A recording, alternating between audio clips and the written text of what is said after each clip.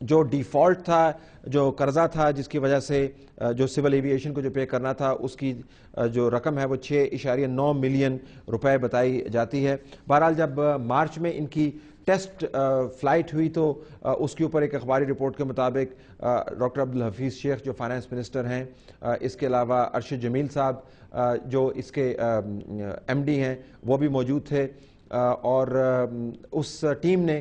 یہ فلائٹ کراچی سے لاہور تک کی، اور اس موقع پر ڈاکٹر عبدالحفیظ شیخ نے بھوجا ایئر کی ٹیم کو کامیاب تجرباتی فلائٹ پر مبارکباد بھی دی، اور یہ بھی کہا کہ بھوجا ایئر لائن کی مارکیٹ میں آمد سے مسافروں کو بہتر سروسز ملیں گی۔ اور اس فلائٹ کے اوپر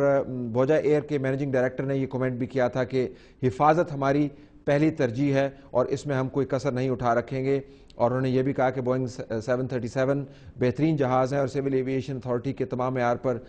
پورے اترتے ہیں۔ بتایا گیا ہے کہ بھوجا ایئر لائنز کی جو دوبارہ سے فلائٹس کی شروعات ہوئی تھی، وزارت دفاع سے ان کی باقاعدہ منظوری دی گئی تھی۔ یہ وہ حقائق ہیں جو اس ایئر لائن کے بارے میں جب تحقیقات ہوں گی اب اس سانحے کے اوپر وہ بڑی اہمیت اختیار کر جائیں گے۔ ان کے پاس 4 ٹوٹل ایئر کرافٹ موجود ہیں، اور جن میں سے ایک کریش کر گیا، 5 ان کی ڈیسٹینیشنز ہیں، اور ان کا خیال یہ تھا کہ بعد میں یہ انٹرنیشنلی بھی اس روٹ کو آپریٹ، اس فلائٹ کو آپریٹ کریں گے، لیکن اس سانحے کے بعد تو شاید ایسا ممکن نہ ہو۔ دوبارہ میں جانا چاہوں گا ساجد گوندل کے پاس۔ ساجد، تھوڑی سی بات کریں، میں نے ابھی ذکر کیا تھا کہ اس قسم کے سانحے کے بعد عمومی رد عمل ہوتا ہے، لوگوں کی خواہش ہوتی ہے کہ وہ وہاں پر سب سے پہلے پہنچیں۔ اس مرتبہ بھی ہم نے یہ دیکھا، آپ چونکہ اس سائٹ پر موجود ہیں، آپ نے وہ راستہ طے کیا، اگرچہ زیادہ دور نہیں ہے، لیکن کس قسم کی مشکلات اور کس قسم کے آپ کو مناظر نظر آئے، اور آپ اس کیمرے کے توسط کیا لوگوں کو یہ پیغام دینا چاہیں گے کہ ایسے واقعات پر ان کو کیا نہیں کرنا چاہیے؟ گو ایڈ ساجد۔ اس میں جب یہاں 0 پوائنٹ پہ ہمارا آفس ہے اسلام آباد میں 0 پوائنٹ پہ، اور یہ جو لوکیشن ہے اس کا جو نارمل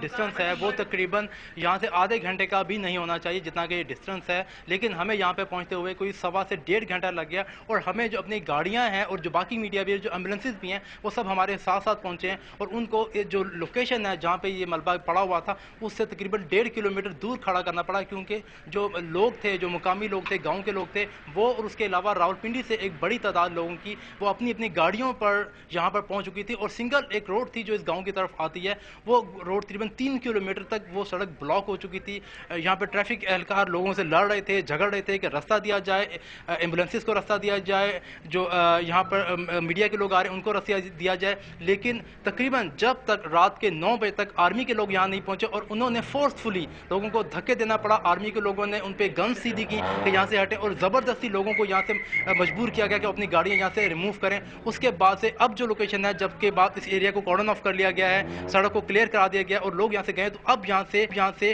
جو ملبہ ہے اور جو لوگوں کی ڈیڈ باڈیز ہیں ان کو تیزی سے شفٹ کیا جا رہا ہے، اور یہاں پہ ریسکیو کی پنڈی اسلام آباد کی کافی تعداد میں گاڑیاں آ چکی تھی، لیکن صرف اور صرف یہاں پہ پبلک کا جو رش تھا جو کہ ریسکیو آپریشن میں اتنا زیادہ ہیلپ فل ثابت نہیں ہو رہا تھا، ان کی وجہ سے ایکسس میں بہت زیادہ ڈیفیکلٹیز آ رہی تھی، اور ان کو فورسفلی جب تک نہیں ہٹایا گیا وہ یہاں سے نہیں گئے تھے۔ اور اب بھی یہاں پہ ہمیں کچھ لوگ جو دور دور ہیں وہ کھڑے ہوئے نظر آتے ہیں، جو کہ ابھی بھی دیکھنا چاہ رہے ہیں کہ جو کیا ہو رہا ہے۔ ہاں، یہاں پہ لواحقین جو تھے وہ بھی ہم نے کچھ دیکھے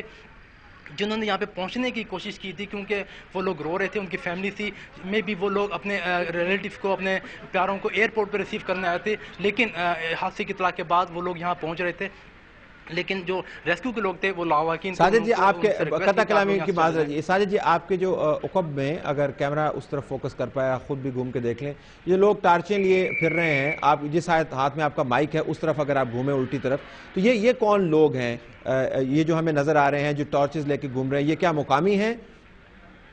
نہیں، یہ جو اس وقت جو لوگ ہیں سکتے ہیں کہ اس وقت جن کے پاس ٹارچز ہیں جسے وہ سرچ کریں، یہ لوگ اس میں کچھ تو لوگ جو ہیں وہ مقامی ہیں، لیکن زیادہ تر لوگ جو ہیں یہ اسلام آباد ڈسٹرکٹ گورنمنٹ کے لوگ ہیں۔ یہاں پہ اسلام آباد ڈسٹرکٹ گورنمنٹ کے جو مجسٹریٹس ہیں وہ یہاں پہ پہنچ چکے تھے سب سے پہلے، انہوں نے ریسکیو موومنٹ کو لیڈ کرنا شروع کیا تھا، تو یہ ریسکیو کے جو ڈسٹرکٹ گورنمنٹ کے لوگ ہیں کچھ وہ لوگ ہیں، اور یہاں پر کیونکہ مقامی جو اس محلے کے رہنے والے لوگ ہیں وہ کچھ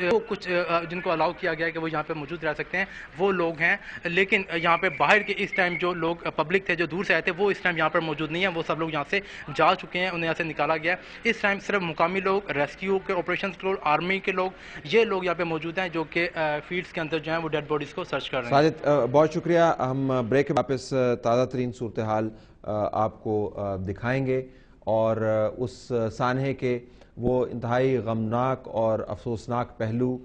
جس نے ہمیں ایک مرتبہ پھر ایک گہرے غم میں مبتلا کر دیا ہے, اس کے اوپر کچھ مزید روشنی ڈالیں گے. بتایا جا رہا ہے کہ ویدر فورکاسٹ موجود تھی اور تھنڈر سٹارم, یہ یاد رہے کہ مارچ اور اپریل